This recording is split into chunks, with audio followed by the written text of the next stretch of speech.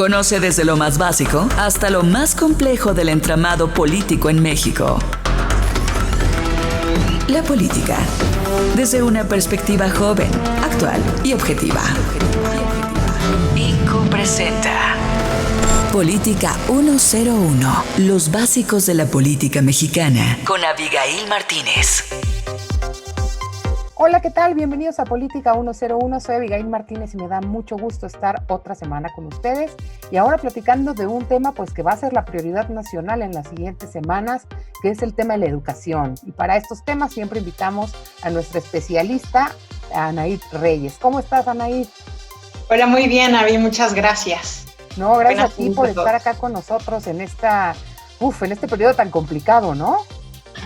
Sí, es un periodo no solo complicado, sino inédito, ¿no? Entonces, así es. Y justamente en este periodo inédito, pues ya nos alcanzó el tiempo, lo que parecía, según esto, una reclusión de un par de meses, ya se convirtió en medio año prácticamente, y pues con este avance de las fechas ya nos alcanzó el regreso a clases, ¿no? Que fue un cierre complicado por haber tenido que sacar a los niños de las aulas para poderlos confinar y evitar pues el crecimiento de la pandemia, pero pues ya es inevitable que empiecen otra vez. Creo que en ese entonces pues sí se perdieron bastantes semanas de contenido, algunos trataron de seguir, pero me parece que ya no fue lo mismo, ¿no? ¿Cómo fue ese cierre, Anaid? ¿Y qué nos depara eso para este regreso a clases tan poco común?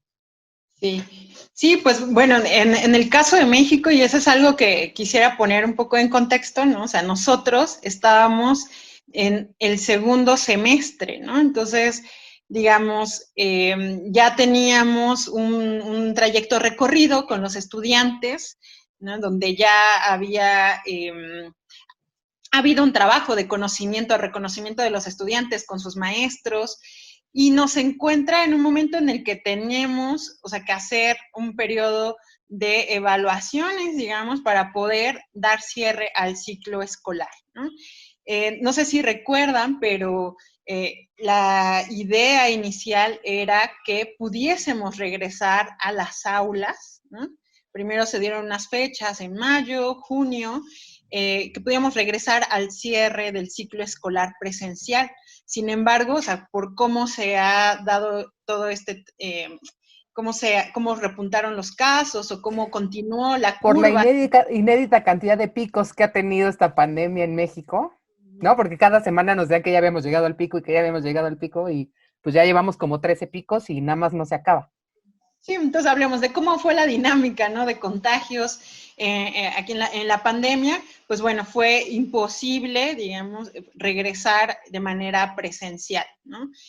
Como se nos fue mostrando, fue distinto en cada estado de la República y, digamos, de ahí que ahorita se estén pensando como algunas estrategias. Pero bueno, el punto es que se logró terminar o dar seguimiento como a este ciclo escolar, se hizo un cierre a lo mejor un poco abrupto, si lo queremos llamar así, del ciclo escolar, y ahorita en lo que estamos es en un periodo preparatorio para poder dar inicio a un ciclo escolar que, como mencionaba, va a ser inédito porque vamos a regresar con actividades a distancia. Para poner un poco en contexto, les mencionaba, o sea, en México estábamos cerrando el ciclo escolar, pero si pensamos en cómo son los cursos en otros países, muchos países estaban apenas iniciando el ciclo escolar. Entonces, digamos, son situaciones distintas. En este periodo muchos países están dando continuidad a su ciclo escolar y de ahí que las estrategias, ¿no? Se van a ser también diferenciadas. Cuestiones como el tema de la evaluación o el tema de cómo otorgas un certificado a un estudiante, ¿no? O sea, el debate, digamos, sí cambia dependiendo el país, pero lo que sí les quisiera compartir es como el problema lo tenemos todos, ¿no? Y nadie, ningún país estaba 100% preparado para poder cambiar a un esquema a distancia, ahorita hago diferencia entre digital y a distancia, de manera tan abrupta. Algunos sí estaban más preparados que otros, pero de entrada todos los países han tenido que enfrentar a este cambio. Oye, Anaid, y justamente como señalas, es un tema pues que está afectando a todo el mundo, y pues aquí en México creo que la decisión ha sido, los niños no regresan hasta que esté el semáforo en verde, ¿no? Mientras que en otros países se le están jugando y están diciendo, no saben qué, tenemos que regresar, porque es una realidad que si los niños siguen en las casas, la reactivación económica también se va a tardar, porque tener a los niños en casa significa tener que cuidarlos, tener que asistirlos en el caso de cuando tienen clases, pues que son horas productivas que pues los papás tienen que dedicar a estas tareas, ¿no? Entonces, en este debate, ¿tú qué opinas? ¿Crees que se tomó la decisión correcta en México de esperar hasta que se supere la pandemia para el regreso a clases? Sí, como bien mencionas, o sea, hay varios debates, ¿no? O sea, el derecho a la educación, el derecho a la salud, ¿no? O sea, porque aquí estamos hablando de la salud, pues, de los niños, de sus familias, pero también de los docentes y sus familias, ¿no? Pero tenemos también los otros derechos, ¿no? O sea, la necesidad de trabajar para poder tener un ingreso y con eso pues también poder vivir, ¿no? O sea, digamos, los dilemas sí son grandes, ¿no? De ahí que la decisión sea tan difícil. En general, creo que es acertado, digamos, tener o que los estudiantes no regresen a las aulas, pero te voy a decir, yo tengo como algunos disclaimers, ¿no? Creo que el país es muy grande y muy diverso. Entonces, no, la situación, o sea, o los riesgos de contagio y todo esto no son los mismos en una escuela de una zona urbana con un gran número de estudiantes por aula, que en aquellas escuelas donde hay suficiente espacio, tienen instalaciones también con espacio al aire libre y con una poca cantidad de estudiantes. Entonces, yo sí creo que en países justo como México, ¿no? O sea, donde la diversidad es tanta, más que dar una orientación fija, digamos, que tenga implicaciones nacionales, o sea, sí creo que se tenía la oportunidad de dar algunas orientaciones, digamos, donde se pudiera decir, a ver, dado que no tenemos certidumbre, o sea, si cumplimos al menos con estas condiciones, tu comunidad escolar, ¿no? Tienes la posibilidad de decidir si en tu escuela se regresa de manera presencial o no, o se regresa en un modelo híbrido o no, ¿no? ¿A qué me refiero con modelo híbrido? A lo mejor hay escuelas donde la cantidad de alumnos no es tan alta y a lo mejor se podría haber implementado un esquema donde la mitad de los estudiantes fuesen a lo mejor 2 días a la escuela de manera presencial y después hubiese cambio. O algunos estudiantes fuesen en el turno matutino y otros en el turno vespertino, en aquellas escuelas donde no existen los dobles turnos. O sea, digamos, hay muchas posibilidades, pero creo que para poder llegar a este punto sí se tenía que haber dado algunas orientaciones mucho más claras de cuáles deberían de ser aquellos requerimientos, digamos, para que tú pudieras ser una comunidad candidata a optar por, ¿no? A decidir por tus estudiantes y también tenía que haberse brindado esta autonomía o mayor autonomía para los docentes y para las comunidades escolares. Sin embargo, o sea, también, digamos, me pongo como del lado de la autoridad educativa y creo que la decisión era muy compleja, ¿no? O sea, muy compleja porque existe una responsabilidad también por el tema de los, pues sí, de los posibles contagios que se pudiesen dar, ¿no? Y hay algunas notas, por ejemplo, sobre docentes en Estados Unidos que se han estado, literalmente están redactando sus testamentos o empezaron a comprar o a potenciar sus seguros de vida, dado que en algunos estados, en Estados Unidos, se tomó la decisión de regresar de manera presencial a las aulas. Entonces, digamos, pongo esto en la mesa para que dimensionemos que aquí hay los derechos de muchos en la mesa, ¿no? Está el derecho a la educación, sí, pero también el derecho a la vida, ¿no? O sea, ya no solo a la salud, sino a la vida. Entonces, en un momento de tanta incertidumbre, creo que tomar estas decisiones que podríamos ver como más conservadoras tienen sentido.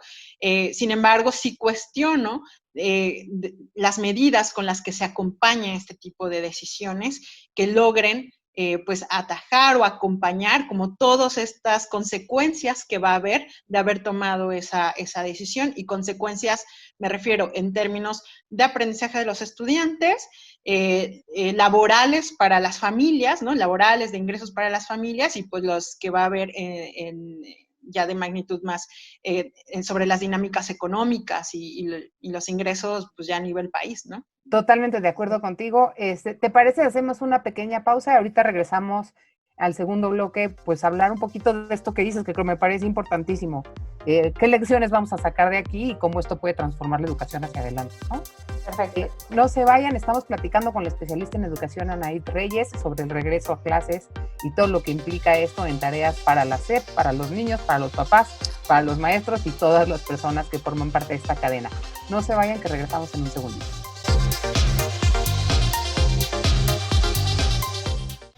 Plataforma digital, comunicación alterna, posibilidades ilimitadas. INCU, espacio comercial. Volvemos.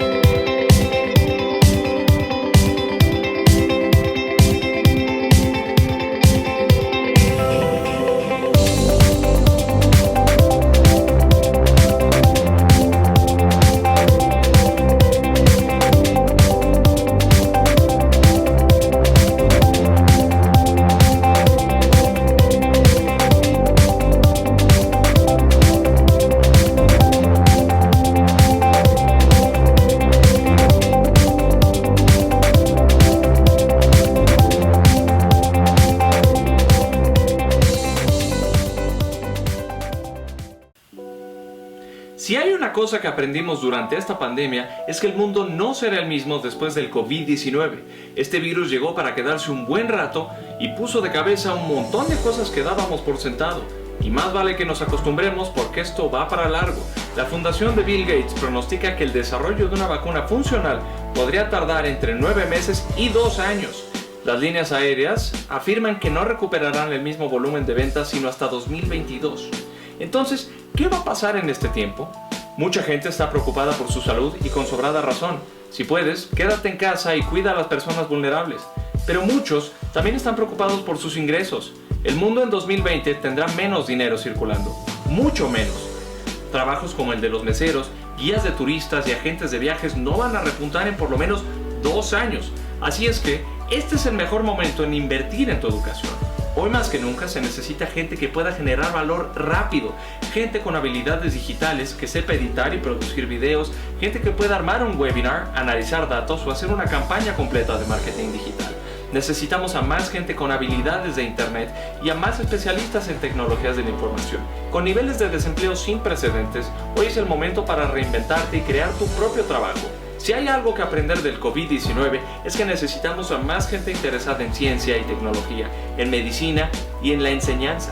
Gente que entienda cómo funciona el software, los datos y cómo generar una buena experiencia de usuario. En Purple Cow y Códice queremos ayudarte a que formes parte de una nueva generación de profesionistas digitales. Hoy es el mejor momento para invertir en una habilidad digital y reinventar tu carrera. Así es que, ¿qué esperas? Entra a purplecow.mx para saber más sobre nuestras clases de programación para todas las edades.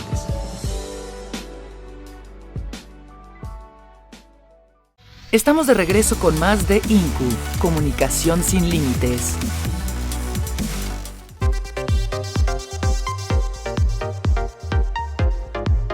Gracias por seguir con nosotros. Estamos platicando con Anaid Reyes pues, de varios temas relacionados con la educación en medio de la pandemia.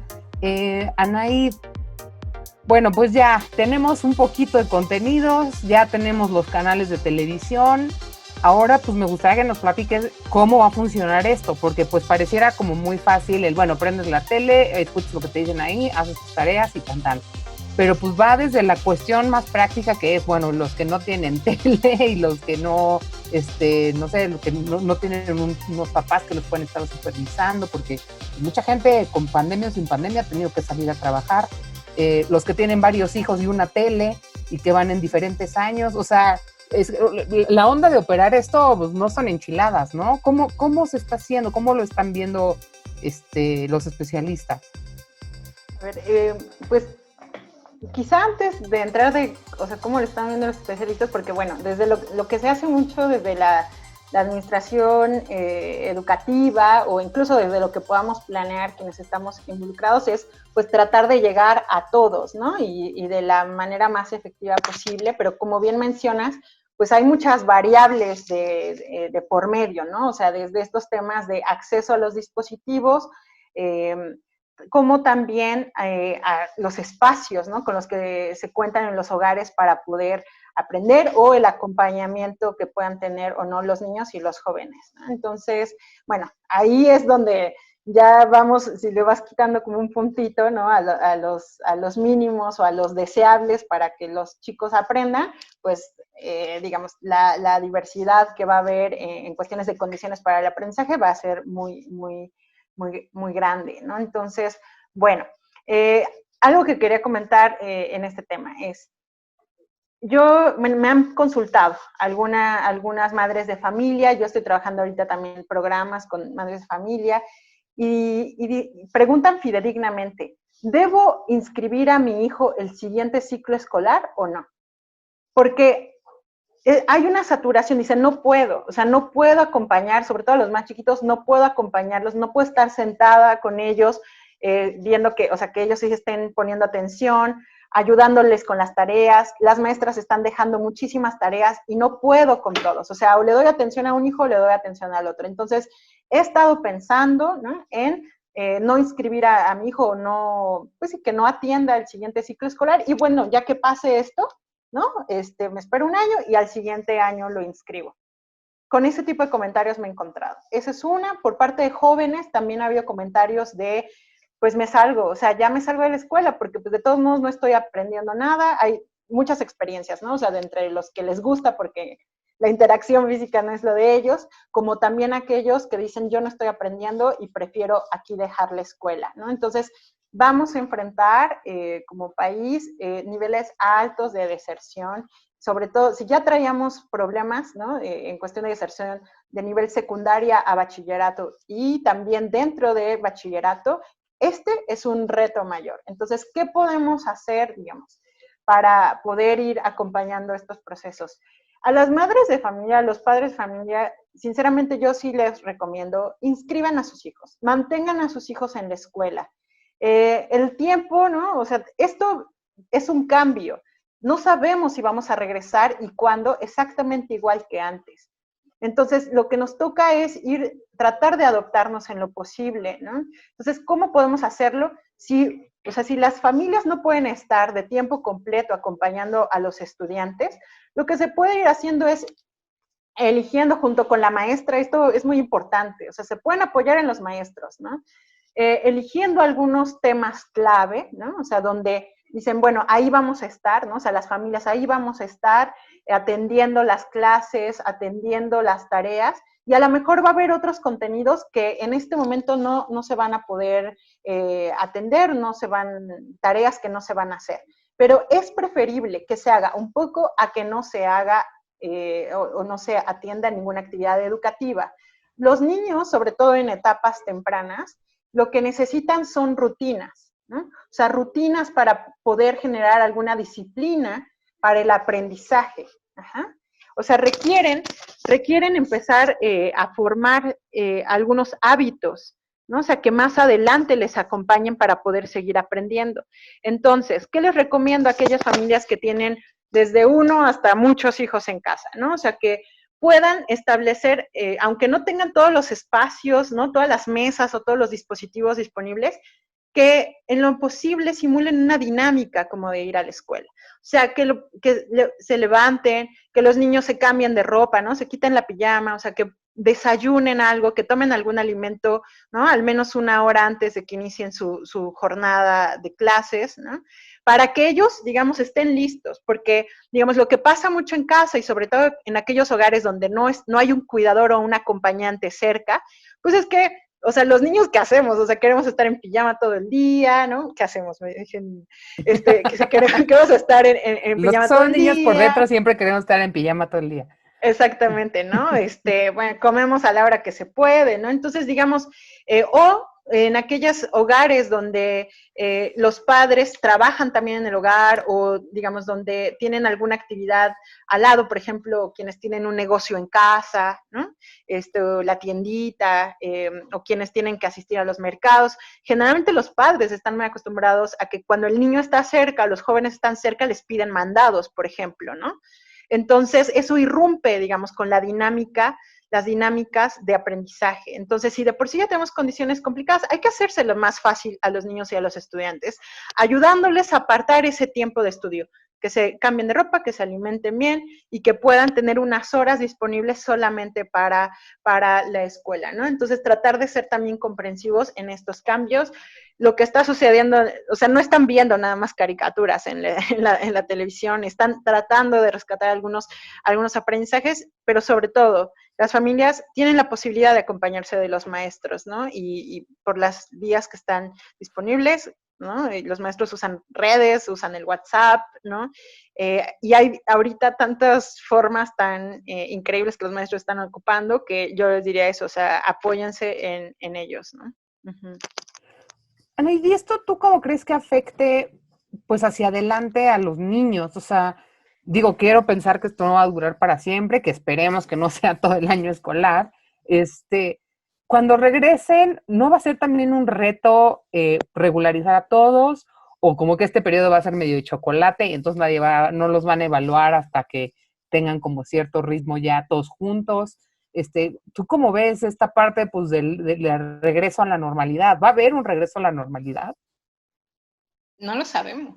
Es que eso es lo interesante. O sea, y dado que no sabemos si va a haber como tal un regreso a la normalidad o una realmente nueva normalidad, es decir, ¿a qué tendremos, o sea, de qué hablamos cuando sería una nueva normalidad? Bueno, a que tendremos que hacer adaptaciones, ya las estamos haciendo en nuestra forma de vida, ¿no? O sea, esto de traer el cubrebocas de manera, pues, prácticamente permanente cuando vamos a espacios públicos, pues ya de entrada se vislumbra que va a ser algo que se va a quedar por mucho tiempo con nosotros, ¿no? Es el tipo de hábitos, ¿no? O sea, esto de no saludar, pues, directamente con la mano, pues son otros hábitos. Como lo fue en su momento, y debo decirlo, el lavado de manos. O sea, ahorita se nos hace lo más normal, ¿no? Lavarnos las manos, pero en su momento fue disruptivo, o sea, en el principio del siglo XX, también cuando hubo estas pandemias, de los primeros contenidos que se incluyeron en las escuelas fueron la materia de higiene, ¿no? O sea, se enseñaba a los niños a lavarse las manos. Y eso cambió no solamente la escuela, cambió la sociedad, ¿no? O sea, el de poder disminuir las enfermedades que venían de tener las manos sucias o la incorporación de los drenajes a las casas, ¿no? O sea, muchas cuestiones. Este es un momento como ese, ¿no? O sea, donde sí vamos a vivir cambios. En cuestión de aprendizaje de los niños y de los jóvenes, digamos, sí estamos preocupados, o sea, los especialistas estamos preocupados, yo estoy preocupada de que la SEP no esté ocupando todas las posibilidades que tiene, que no esté sistematizando los recursos que existen disponibles, no solo generados en México, hay ahorita en Internet, gracias a estas comunidades internacionales de especialistas de aprendizajes, hay muchos materiales generándose y yo sí creo que es obligación de la SEP tener un equipo que aproveche este momento para poder poner esto a disposición de los maestros, de las familias y de los estudiantes. Y la SEP no lo está haciendo, se está quedando muy atrás, ¿no? Entonces, ¿qué es lo que yo formo parte de la Red de Mujeres en Educación, por ejemplo, somos 125 mujeres especialistas en educación y próximamente vamos a también a lanzar un portal con recursos educativos para maestros y familias y estudiantes, ¿no? Donde estamos sistematizando prácticas internacionales. Creo que la SEP pudo también haber hecho esto. Nosotros lo hemos estado haciendo con repositorios durante toda la pandemia y creo que es algo que hay que hacer, porque no tenemos certeza de que los estudiantes puedan recuperar. No sabemos si van a poder recuperar. Como decía, nosotros cerramos ciclo y vamos a iniciar ciclo. Tenemos otros países donde están en curso y entonces ellos a lo mejor pueden establecer estrategias de remediación, ¿no? O sea, tutorías, acompañamiento, se pueden hacer, o sea, estas mentorías del más grande a los más chicos, sombras, ¿no? O sea, para acompañar a los estudiantes. Ellos pueden hacer remediación todavía, pero nosotros cuando tenemos, por ejemplo, los chicos que terminan sexto grado y ya pasan a la secundaria, ahí ya no pudimos hacer nada, ¿no? Entonces, por eso yo soy de la idea de no esperar a mañana o cuando regrese la normalidad. O sea, tenemos que tratar de hacer lo posible ahorita. En cuestión de evaluación, que esa es una preocupación de muchas personas, ¿no?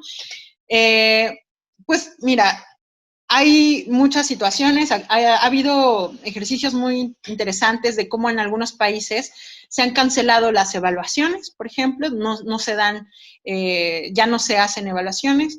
Países como México que se hicieron algunas globales y algunas valoraciones, ¿no? Digamos, es decir, no se te califica por el trabajo entregado, sino más bien se hace como una valoración general del estudiante y se dice, bueno, aprueba o no aprueba, ¿no? Creo que ese es el momento y tenemos más que decir qué dejó, tenemos que identificar como docentes qué faltó y transmitir esa información al otro docente para que pueda trabajar sobre eso. Eso ya se hacía en las escuelas. Es momento de hacerlo en este formato virtual, ¿no? Aprovecharlo. E incluso yo me atrevería a decir justo entre estos cambios, ¿no? De sexto a primero, a mí me encantaría que el estudiante se fuera con su reporte, ¿no?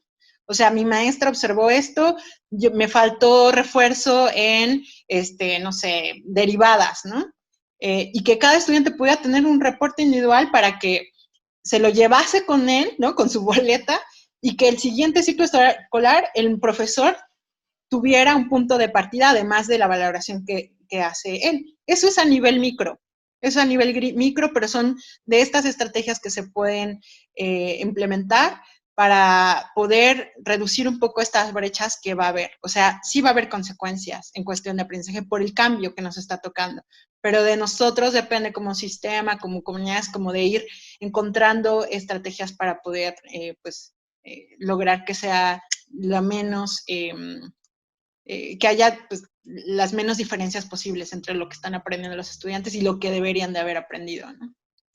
Oye, y a nivel de maestros, me queda un poco duda, pues, ¿dónde quedan los maestros en esto, no? Como tú comentabas, sin esta herramienta, pues, universalizada del Internet para que se mantenga el contacto, y pues bajo este modelo de telesecundaria, bueno, teleescuela, ahí ¿cuál sería el rol del maestro? O sea, ellos, los niños tienen que ver el programa, hacer sus tareas, mandárselos, los maestros revisan, les dan retroalimentación, o cómo va a funcionar esto.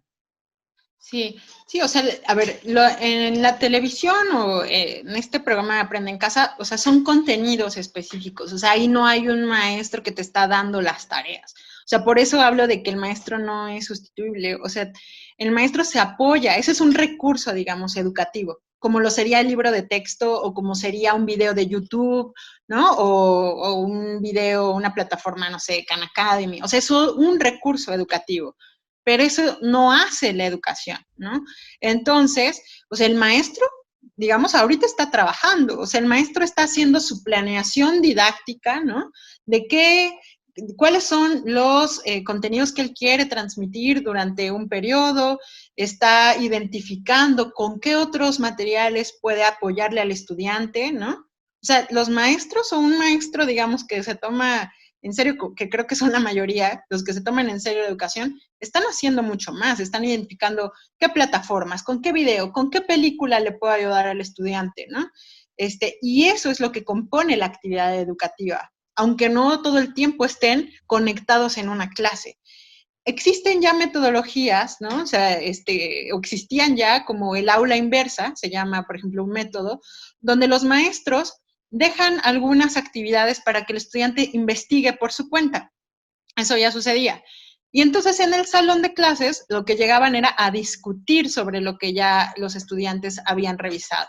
Este es un momento, por ejemplo, idóneo para poder continuar con este tipo de metodologías, donde el maestro pasa muy poco tiempo de interacción con los estudiantes y, digamos, es solamente el momento que pase por Zoom, por llamada o por WhatsApp, ¿no? Es solamente un momento de resolución de dudas, de asignar algunas actividades entre compañeros. De ahí que es necesario o que haya sido necesario para los maestros, pues hacer un esfuerzo de identificar cuáles son los aprendizajes clave, ¿no? O sea, de todo lo que trae el currículo, de todo lo que idealmente quisiéramos lograr, ¿qué es lo fundamental para que el estudiante siga aprendiendo también por su cuenta? Ana, y de todo esto, ¿qué es lo que nos debería dejar en el sistema educativo? O sea, pasando una vez que esté superada la pandemia, ¿tú crees que también pues ya deberían aprovechar este esfuerzo que se hizo para adoptarlo quizás a unas prácticas nuevas una vez que se regrese a la normalidad? Sí, o sea, desde la formación docente, ¿no? O sea, no sé si recuerdas, o sea, hubo muchos problemas de decir, a ver, la formación docente es importante, pero no se le estaba poniendo el dinero, ¿no? El financiamiento que requería para la formación docente. O sea, este es un momento que nos tiene que recordar que ese presupuesto debe existir. O sea, ese presupuesto para formación docente, para actualización de los docentes, debe existir. Y la actualización, la formación, no debe ser estética, o sea, tiene un curso o no tuvo el curso, sino que sea formación significativa, que les ayude a los maestros a planear nuevos tipos de clases, ¿no? Es algo que, digo, que ya se empezaba a vislumbrar por cómo aprenden los estudiantes. Un estudiante llegaba a la escuela y a veces ya sabía, ¿no?, muchísimas cosas. Entonces, ¿cómo lidia el maestro con eso? ¿Cómo se apoya en lo que ya sabe el estudiante para poder enseñar otras cosas? Todas estas dinámicas vienen de la formación docente. Entonces, de ahí es un punto, ¿no? Dos, o sea, a ver, tiene que haber también, creo yo, conciencia de que no podemos volver a formas arcaicas del sistema educativo. Recientemente en las noticias estamos escuchando que se volvieron a poner a disposición las plazas docentes, ¿no?, para que los sindicatos las repartieran, ¿no? Y esto es un tema que sí tiene implicaciones, porque ¿cómo vamos a saber realmente? O sea, volvemos al tema de la opacidad del sistema. O sea, ¿cuántos docentes hay? ¿Qué necesitan los docentes para acompañar a los estudiantes? ¿Cuántos estudiantes hay por maestro? ¿Dónde hacen falta docentes? Porque aunque estemos en la modalidad virtual, o sea, un docente sigue teniendo que trabajar con cierto número de estudiantes. Si el sistema pierde de nuevo como toda esta posibilidad de tener información del sistema, ¿no? Va a tener implicaciones en muy poco tiempo, ¿no? Entonces, eso, digamos, hablando a nivel sistémico. Y en cuestión de plataformas y metodologías, pues sí, es un momento, creo yo, de apostarle a trabajar la descentralización, ¿no?, que tanto se había estado dejando. Hubo gobernadores que regresaron a la SEP, me acuerdo, sus deberes, ¿no? Pero en momentos como estos nos damos cuenta de que no todo puede ser centralizado, ¿no? O sea, hay muchas peculiaridades que se tienen que resolver a nivel local. Va a tener que haber cambios también en la infraestructura educativa, ¿no?, en el largo plazo. O sea, de verdad no podemos volver a aulas donde sean solamente, ¿no?, cuartos, porque no sabemos si vamos a tener que enfrentar otro momento similar. Necesitamos pensar en un nuevo modelo de escuela física, con más espacios abiertos, donde se dé prioridad, ¿no?, a la interacción, cuando se pueda, pues cercana, pero también con espacios abiertos para que haya convivencia, aún con distancia. Los servicios públicos que habían estado pendientes, ¿no?, como el acceso al agua, tiene que estar. O sea, son cuestiones que no pueden pensarse como se van a resolver mucho tiempo después. O sea, vemos que no puede haber fugas de dinero en el sistema educativo. O sea, tienen que ser canalizados a las cuestiones que la pandemia nos está enseñando que son prioritarias, ¿no? O sea, la conectividad, y el acceso, o sea, lo que mencionabas del Internet hace un rato de esto, SFE, pues es que cuando se ha hablado o hay grupos, organizaciones que hablan del Internet como derecho, ¿no? Derecho universal, pues es que estos son momentos en los que se muestra, ¿no? O sea, que estamos en otro momento y donde es necesario, ¿no? Oye, Anaí, obviamente, pues esta pandemia nos agarró de sorpresa. Digo, no tanto porque empezó en China y tuvimos unos meses un poquito para prever y no hicimos nada. Pero bueno, independientemente de eso, de todas formas, un par de meses es un tiempo muy rápido para que se propague una cosa de esta dimensión, ¿no?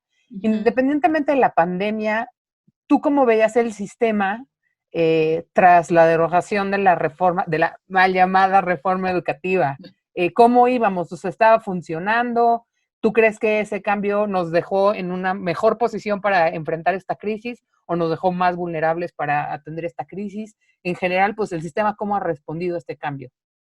Sí, es la intermitencia, ¿no? En las decisiones, o sea, esto de haber parado algunos programas y luego reactivarlos y quitarles recurso y luego volverles a dar recurso, creo que minó un poco el proceso de adaptación que se pudo haber dado en este momento.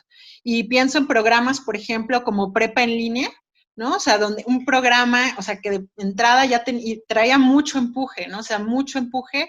Al principio o sea, con el cambio de administración y el año pasado, no se aprobó su presupuesto inmediato, incluso hubo recortes fuertes y de momento hubo, antes de la pandemia, muchas solicitudes, hubo cartas en Change, así pidiendo que se restableciera el presupuesto a Prepa en línea y al final se logró ese presupuesto, se reactivó el programa en la dimensión que estaba visualizándose y sinceramente es lo mejor que pudieron haber hecho, o sea, porque en este momento, o sea, sistemas como esos son los que de alguna manera nos van a ayudar como a minorar el impacto que también hubiese tenido como entre la juventud el no tener acceso como al sistema educativo, ¿no? Entonces, yo creo que es un momento de ver, o sea, a qué teníamos que apostar. A ver, la administración actual le estaba apostando mucho pues a estas interacciones, a esta visión humanista que también tenía implicaciones de contacto, digamos, contacto humano, ¿no? O sea, por ejemplo, los servicios sociales que fueran como en lugares donde realmente se prestara como un servicio, o sea, no sé,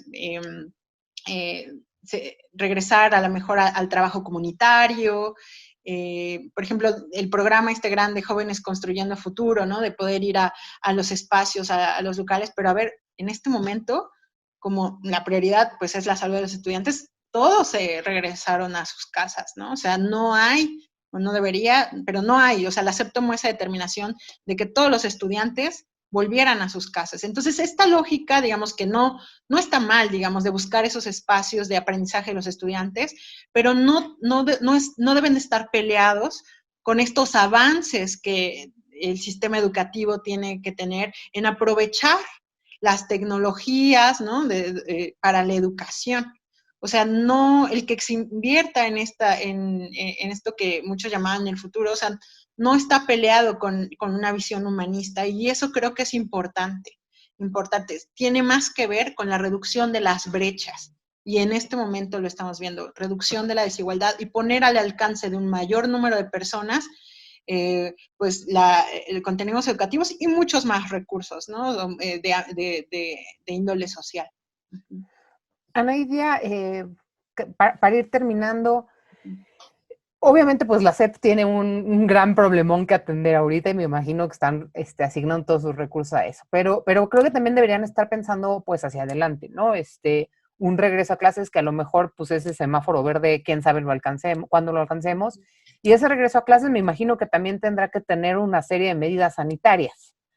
¿Tú has escuchado que estén preparando algo para cuando se regrese a clases? O sea, ¿se van a contar con recursos para darle cubrebocas a los niños que no tienen sus papás dinero para comprárselos, para garantizar que haya agua, para que se laven las manos? O sea, ¿tú has oído algo de que las autoridades, más allá del tema educativo ahorita de urgencia, estén preparándose hacia allá para, digo, porque eso nos dará una idea de si sí quieren eventualmente regresar los niños a las aulas, ¿no?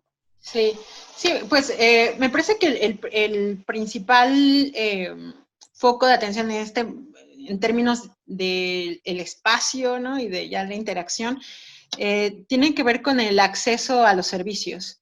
O sea, la SEP está tratando de dar ahí continuidad a estos programas de inversión en acceso al agua, a lograr que los espacios estén como un poco más pues adaptados, digamos, pero la verdad yo no he visto como una numeralia, ¿no? O sea, en este momento yo no he visto una numeralia que hable de cómo vamos, ¿no? O sea, de cuántas faltaban, cómo vamos, de si esta forma de hacer llegar los recursos a las escuelas, que era ya de manera directa, ¿no? Si se están empleando para eso. O sea, Oye, por ejemplo, ¿y eso qué pasó? ¿Se quedó en suspenso esto de el mejoramiento de escuelas dando el dinero a los padres de familia? Pues el programa aparentemente seguía, o sea, yo he visto, no lo he visto de manera sistémica, pero he visto sí casos, o sea, digamos así muy puntuales donde se sigue ejerciendo el recurso, o sea, lugares donde se faltan techados, se siguen construyendo con ese tipo de recursos. Sin embargo, yo creo que si se han tomado decisiones de manera sistémica para para que los niños jóvenes no regresen a las aulas, también se debería de tener esa información de manera sistémica para ver cómo va la preparación para el regreso a clases. Y eso es una numeralia que te digo, yo no la he visto y creo que no, hasta donde yo sé, no está todavía publicado. O sea, es un esfuerzo que se tiene que hacer. Lo hemos visto en algunos otros países, ¿no? O sea, cómo ha habido adaptaciones en los que ya regresaron, por ejemplo, esto, como decías tú, de la limpieza de las manos, lugares donde han hecho hasta cabinas, ¿no? O sea, para de manera individual a los estudiantes. Sin embargo, no conocemos el comportamiento todavía del virus, ¿no? O sea, todavía se sigue indagando cómo es. Entonces, me parece que es acertado empujar, digamos, medidas para el tema de los servicios públicos, pero creo que sí tendría que estarse haciendo una estrategia, de orientaciones, o sea, para usos de espacios abiertos e incluso ya estar pensando, como comentaba, en modificación de los espacios. ¿Dinero va a haber? No lo sé, porque a nivel presupuesto federal ha habido recortes tremendos, incluyendo a la educación, incluyendo a la infraestructura educativa. Entonces, esa también para mí es una pregunta, si realmente esto va a ser prioridad, ¿no? Porque es necesario. Anaid, muchísimas gracias. ¿Dónde te encontramos en redes? Estoy en Twitter como @AnaidTeescribe, todo junto, y también a través de las actividades de la Red de Mujeres Unidas por Educación, también vía Facebook y vía Twitter. Excelente, ahí te buscaremos y también dejaremos en los links del programa los enlaces a estas redes. Muchísimas gracias. Gracias a ustedes. Nos vemos. Y muchísimas gracias a todos ustedes por escucharnos una semana más. Yo soy Abigail Martínez, en Twitter me encuentran como Abi-MT. Y de nuevo los invito a que conozcan todos los programas que tenemos en la parrilla de INCU a lo largo de la semana y que pueden descargar nuestro podcast en todas las plataformas en audio a partir del día martes. Muchas gracias y hasta la próxima. Logro desbloqueado. Ahora conoces más sobre la enmarañada política mexicana. Esto fue Política 101. Los básicos de la política mexicana con Abigail Martínez. No te pierdas nuestro próximo episodio. Esta fue una producción de INCU. Derechos reservados.